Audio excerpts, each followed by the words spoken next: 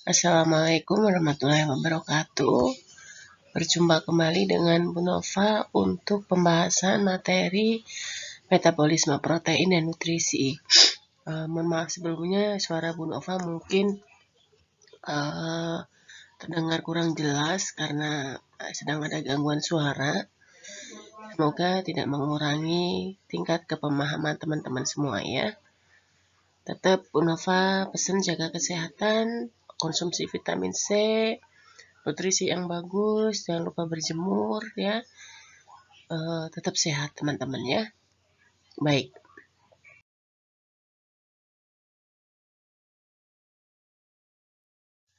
Kita akan berbicara tentang nutrisi. Jadi metabolisme nutrisi dan protein yang ada di dalam tubuh kita yang merupakan nutrien esensial dari ke tubuh kita itu ada 5 komponen: karbohidrat, protein, lemak, vitamin, dan mineral.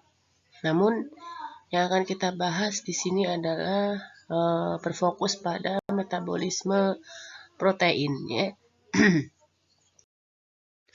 Nah, kalau kita menilai kembali tentang pengertian nutrisi dan nutrien itu sedikit berbeda ya. Jadi kalau nutrisi itu segala sesuatu yang dimakan seseorang dan bagaimana tubuh akan menggunakannya. Namun kalau nutrisi adalah zat kimia organik atau anorganik yang ditemukan dalam makanan dan diperlukan untuk berfungsinya tubuh. Jadi kalau nutrien itu adalah zat kimianya ya yang ada di atau kandungan yang ada di dalam makanan tersebut ya. Jadi kalau nutrisi itu apapun yang dimakan. Jadi bisa saja apa yang kita makan kandungan nutriennya itu kurang ya, tergantung dari jenis makanan yang kita konsumsi. Nah, yang dikatakan dengan nutrien esensial itu kita harapkan adalah ada nutrien secara adekuat yang dibutuhkan oleh tubuh kita ya. Nah, karena pembahasan kita berfokus kepada metabolisme protein, sehingga kita langsung akan menuju kepada metabolisme protein. Jadi protein itu berfungsi untuk pertumbuhan, pemeliharaan, dan perbaikan jaringan tubuh. Jadi misalnya untuk pertumbuhan, jadi semasa masih dalam kandungan, dari bayi lahir, kemudian tumbuh menjadi anak toddler, kemudian anak usia prasekolah, sekolah, remaja, dan lain sebagainya, itu adalah dibutuhkan suatu protein untuk pertumbuhan. Kemudian untuk pemeliharaan dan perbaikan jaringan. Jadi misalnya, makanya kenapa kalau seseorang ada luka atau sedang ada sakit, itu diperlukan protein yang adekuat, karena fungsi protein ini dia untuk memelihara dan memperbaiki jaringan tubuh ya. Makanya bisa sebisa mungkin, apalagi ada luka ya, ada luka sehingga sangat perlu dibutuhkan sebuah protein. Makanya kalau kita sakit itu malah justru jangan menghindari makanan atau protein ya. Biasanya kan kita nggak enak makan kalau sedang sakit, tapi kita harus paksakan karena memang protein itu adalah untuk perbaikan jaringan tubuh kita. Nah, 1 gram protein itu setara dengan 4 kilokalori ya.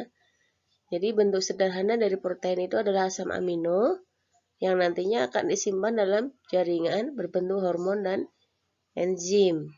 Nah, enzim inilah nanti yang diperlukan untuk menciptakan suatu proses metabolisme ya, gitu. Kemudian asam amino esensial itu tidak dapat disintesis dalam tubuh, tapi harus didapat dari makanan. Jadi asam amino esensial itu tubuh kita tidak dapat membuatnya. Jadi harus kita mendapatkan nutrien dari luar ya. Contohnya daging ya, hewan ternak, susu, telur, atau sumber protein baik itu hewani atau nabati. Nah, kita membutuhkan asupan protein itu 10 sampai dengan 15% dari kebutuhan yang lain ya. Jadi kalau makan ya pakai lauk ya, baik itu protein nabati atau protein hewaninya, karena memang dia sebagai pembangun tubuh, zat pembangun tubuh ya. Jadi kalau ibarat kita mau membuat suatu rumah, tidak ada semennya, tidak ada pasirnya ya, tidak ada bahan-bahan yang lain, maka rumah itu tidak bisa berdiri. Sama dengan tubuh kita ya. Nah, bagaimana suatu metabolisme protein? Kita sebelumnya akan membahas tentang apa sih protein itu, apa sih metabolisme itu. Jadi metabolisme adalah semua perubahan yang terjadi secara terus-menerus di dalam tubuh sebagai aktivitas atau hasil aktivitas dari suatu jaringan. Jadi metabolisme selama jantung kita itu masih berdetak, metabolisme itu akan selalu terus ada ya.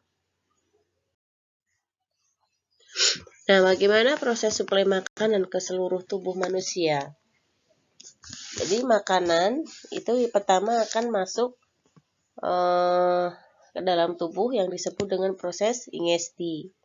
Ya, pemasukan makanan ke dalam mulut, dia akan berkoordinasi antara otot rangka dan sistem saraf.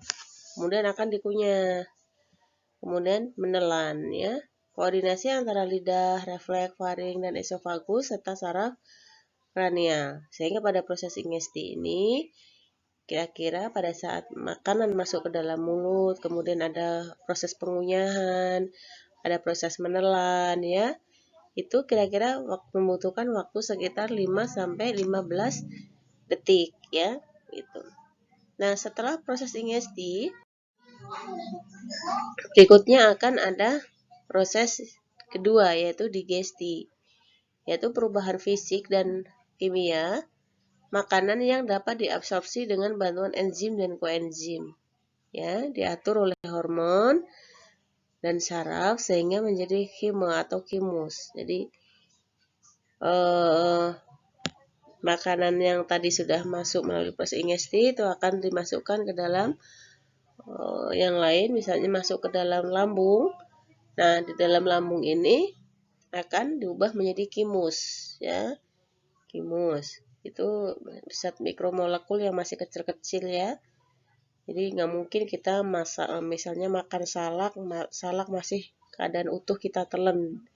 Pasti ada proses yang tadi ya, ada pengunyahan sehingga akan diubah menjadi mikromolekul sehingga di dalam lambung itu akan diubah menjadi kimus-kimus ya. Zat-zat yang nanti bisa diuraikan menjadi lebih kecil. Nah, prosesnya di dalam digesti ini, misalnya kita makan nasi. Dalam nasi kan dia mengandung karbohidrat ya, sehingga akan berubah menjadi monosakarida. Kemudian tahu atau protein dia akan asam amino ya, dan keju dia akan menjadi asam lemak ya. Nah, waktu proses digesti, pencernaan yang ada di dalam lambung kita itu sekitar 1 sampai 4 jam maksimal. Makanya kita mulai lapar itu kalau sudah lebih dari 4 jam biasanya ya. Itu ya tergantung makanan yang kita konsumsi. Jadi semakin dia banyak seratnya, akan semakin tahan lama kita untuk kenyangnya. Misalnya makan sama sayur dengan makan tidak pakai sayur itu akan berbeda proses digestinya. Jadi makanan berserat itu sayur, buah ya dan lain sebagainya itu akan akan lebih lama menjaga proses digesti ya, sehingga bisa lebih dari 4 jam itu baru bisa terjadi pengosongan lambung ya, sehingga lapar kita. Makanya kalau kita makan, misalnya makan nih 1 jam 30 menit setelah makan kita lapar kan kayaknya nggak mungkin kan gitu, karena di dalam proses digesti atau pencernaan itu ada proses digesti ya yang membutuhkan suatu waktu. Nah, yang ketiga adalah absorpsi. Adalah proses masuknya partikel zat makanan dari saluran pencernaan ke dalam pembuluh darah dan limfe. Jadi absorpsi ini setelah diproses dicerna dengan melalui proses digesti ini akan diserap zat-zat yang perlu diserap ya. Nah, penyerapan ini biasanya terjadi di usus halus ya.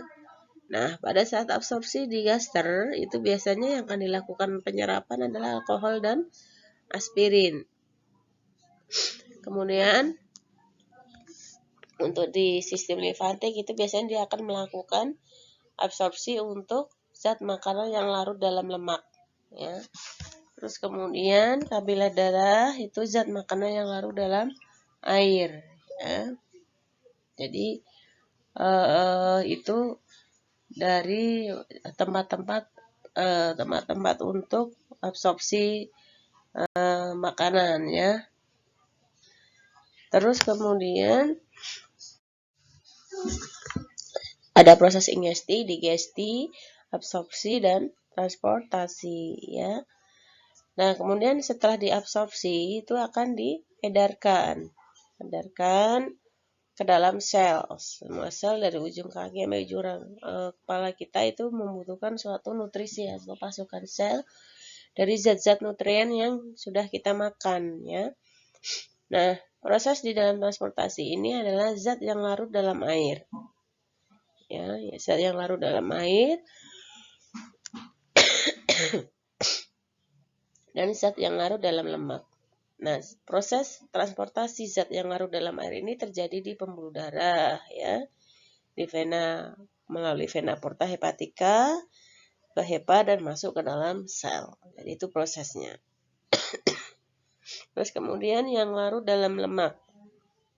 Prosesnya adalah dari kapila limfatik ke pembuluh limfa besar, kemudian ke ductus thoracikus, kemudian ke vena subclavia sinistra atau vena jugularis interna sinistra, kemudian vena cava, jantung, dan arteri hepatika, hepat, dan sel. Jadi zat yang larut dalam lemak itu dia akan melalui kapila limpatik dulu, ya, akan melalui vena cava, melalui jantung, baru ke nanti hepat, baru ke sel. Tapi kalau yang larut dalam air dia lebih singkat perjalanannya, ya.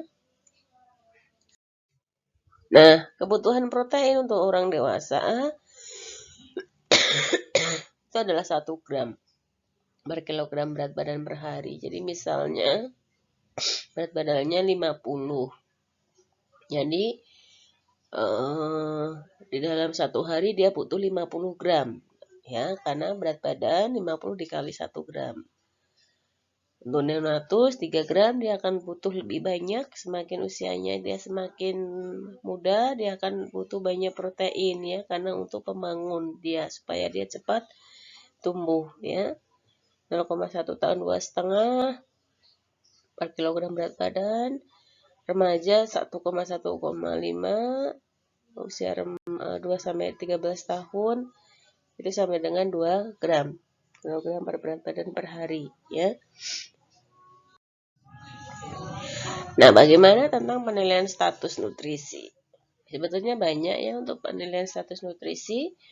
Itu yang sudah populer adalah dari body massa index, BMI, berat badan dibagi tinggi badan kuadrat ya, dalam meter ya. Nah, kalau misalnya nanti hasilnya kita kurang dari 20 itu kita disebut kurus ya atau underweight. Kemudian 20 sampai 25 kita normal. Jadi misalnya berat badan kita 50, tinggi badan 150. Jadi berarti 50 dibagi 150 cm kita jadikan meter dulu kan berarti 1,5 ya, 1,5 kuadrat. Ya, nanti tinggal ketemu hasilnya berapa. Nah, kemudian dari BMI itu nanti bisa dihitung BB relatifnya. Misalnya tinggi badannya 160 dikurangi 100 berarti 60. 60 dikurangi 10%-nya. Berarti 60 dikurangi 6. Berarti 54 harusnya kalau seseorang yang mempunyai tinggi badan 160 ya.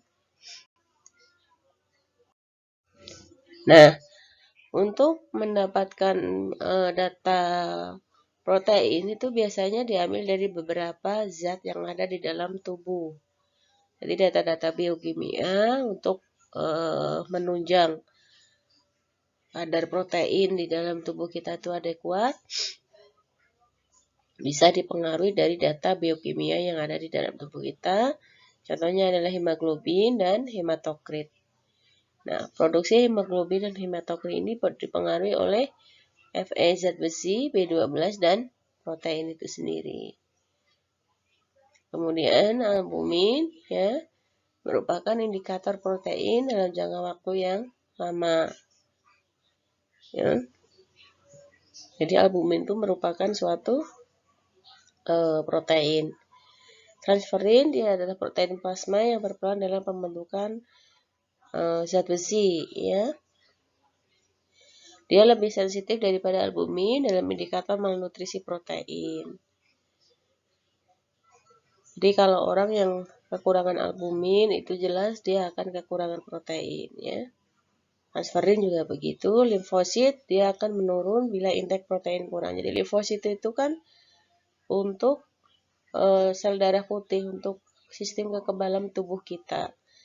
Jadi kalau kita proteinnya berkurang, itu dia akan menurunkan jumlah limfosit. Jadi makanya kalau orang proteinnya kurang, dia akan mudah sakit, ya. Sehingga orang yang sakit itu untuk melawan mikroorganisme yang ada di dalam tubuhnya itu perlu dilawan dengan peningkatan jumlah limfosit, sehingga kita perlu asupan protein yang lebih banyak. Kemudian balance nitrogen, penyimpanan protein dalam tubuh. Untuk tes yang dilakukan untuk balance nitrogen adalah BUN, yaitu blood urea nitrogen. Bila keadaan meningkat, maka indeks protein meningkat. Dehidrasi berat, malnutrisi, penurunan ekskresi ureum di ginjal, dan terjadi starvation atau kelaparan.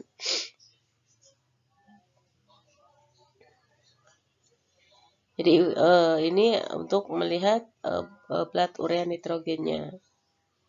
Jadi bila dia meningkat, maka indeks proteinnya harus meningkatkan juga.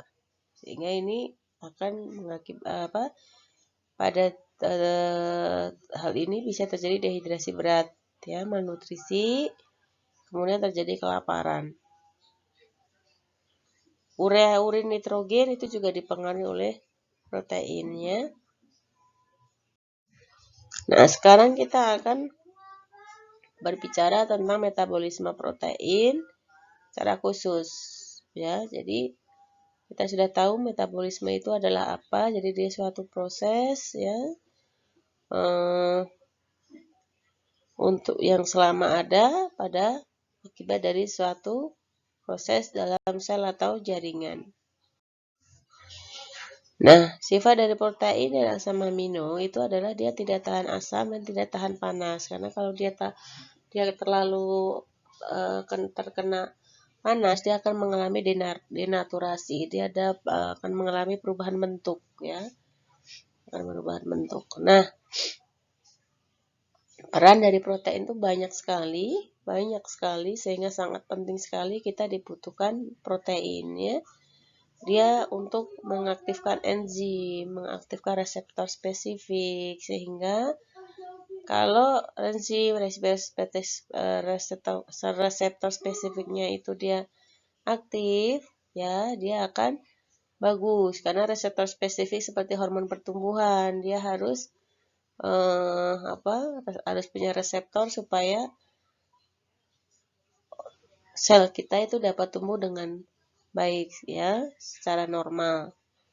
Kemudian ada faktor ekspresi gen, ya. Dia juga membantu, peran protein adalah faktor ekspresi gen, membentuk protein pemersatu signal.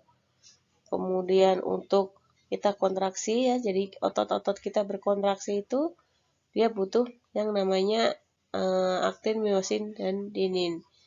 Jadi selama kita melakukan kontraksi apapun, ya, itu butuh atau enzim itu, ya, enzim kontraksi, aktin, miosin, dan renin.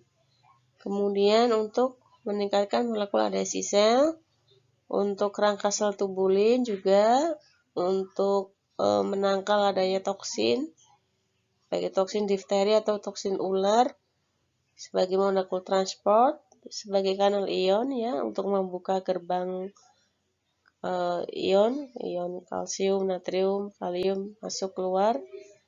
Penguat sel atau jaringan ya, contohnya kolagen. Jadi kalau misalnya kita makanan yang bergizi, tentu kulit kita akan menjadi lebih bagus ya, karena dia sebagai penguat sel jaringan di kolagen ya.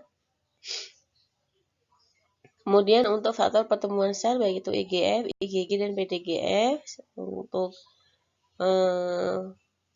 dalam hormon juga ya, untuk membantu protein pengumpulan darah juga. Kemudian untuk mengaktifkan atau meningkatkan antibodi di dalam tubuh kita. Kemudian molekul penginderaan dan cadangan asam amino atau valbumin. Jadi sungguh banyak sekali manfaat dari protein. Jadi sangat disayangkan kalau kita sampai kekurangan protein. Nah, untuk pencernaan, penyerapan dan penggunaan protein dan asam amino, kita ketahui sumber protein bisa kita dapatkan dari mana saja. Ya, jalur metabolisme protein itu bahan makanan dicerna, kemudian asam amino ini akan diabsorpsi yang menjadi asam amino, kemudian dilakukan proses anabolisme dan katabolisme sehingga terjadi proses pemecahan dan pembentukan ya, sehingga produk hasil metabolisme ini dapat digunakan ke dalam sel ya, produk hasil metabolisme untuk utilisasi pemanfaatan ya. Nah, jalur metabolisme protein itu ada beberapa, yaitu transaminasi, kemudian diaminasi, dekarboksilasi. Jadi jalur metabolisme protein itu bisa memotong dan memisahkan gugus, kemudian memasukkan gugus amin ke jalur urea, kemudian dekarboksilasi itu mengubah asam pirufat menjadi asetil koenzim. Saya kalau untuk sudah diubah menjadi asetil koenzim A, di dalam suatu proses di dalam sel itu sudah bisa aktif ya, karena di sini untuk tahapan awal memasuki siklus Krebs. Nah, ini adalah bagaimana contoh anabolisme dan katabolisme dari karbohidrat, protein dan lemak ya. Nanti protein akan berubah menjadi asam amino, kemudian membentukkan asetil-CoA, kemudian dia akan melalui suatu siklus yang disebut dengan asam sitrat siklus atau siklus asam sitrat ya. Nah, ini adalah bagaimana transport dan metabolisme protein melewati metabolisme intermediate ya. Jadi misalnya di sini ada ginjal, kemudian ada hati, ya, kemudian ada otot. Ya. Jadi ini adalah transport bagaimana dari hati, di dalam suatu hati liver itu ada proses dari protein membentukkan asam amino, kemudian karbohidrat ya, protein masuk dalam usus kecil. Jadi usus kecil nanti akan ditransportasikan ke liver menghasilkan urea dan bisa berkontraksi ya di dalam otot ya. Ini untuk proses transaminasi, diaminasi. Saya kira ini prosesnya udah paham ya. Jadi diet protein itu akan berubah menjadi asam amino. Nah, kemudian jaringan-jaringan protein ini juga akan berubah menjadi amino. Kemudian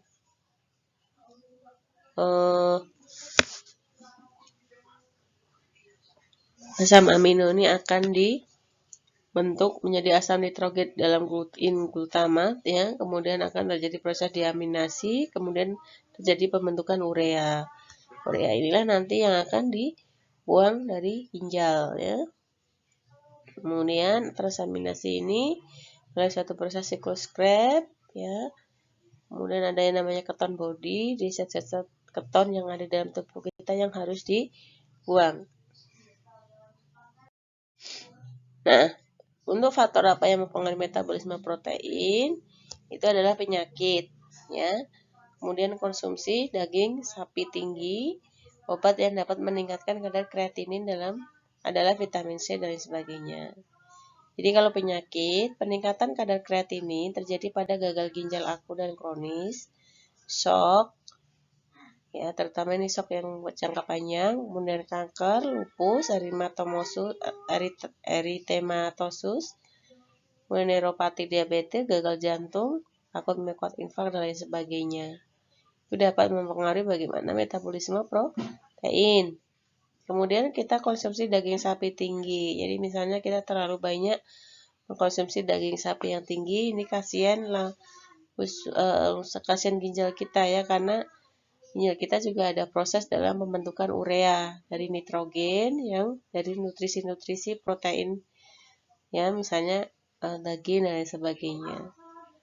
Kemudian obat yang dapat meningkatkan kadar kreatinin adalah vitamin C dan lain sebagainya, itu juga perlu diperhatikan ya. Mungkin itu demikian yang bisa Bu Nova sampaikan secara selintas tentang metabolisme protein dan nutrisi.